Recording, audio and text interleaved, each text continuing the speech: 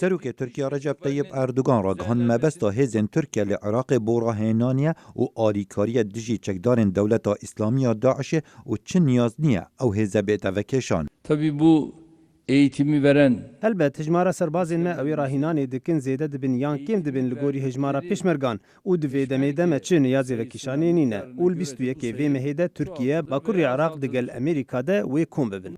هر سال 2014 هزین ترکیه لنزیکی باجر موصل جه گرتینه لی هنارتنا هزکا زیدتر نارازیبونه که تند عراق بخو و گرد هذه القوات أفهزا نب رازيبون حكمة عراق ونب آگهدارية حكمة عراق هاتنا وجه حيبتي بونا مابو أفهزا بكرستين لشكري و دربازي عراقي بوين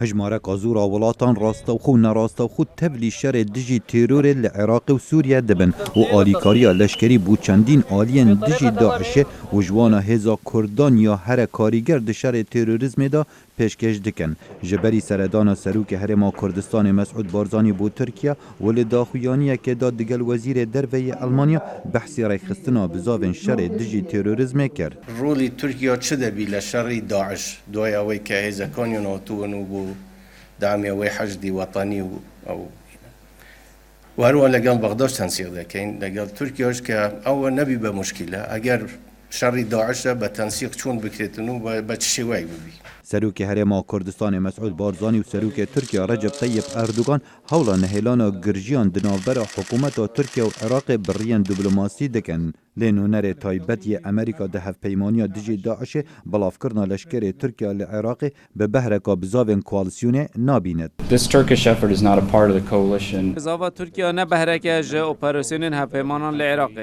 ترکیه اندام هف پیمانیه. لعبه با برجمندی خواهد بینید.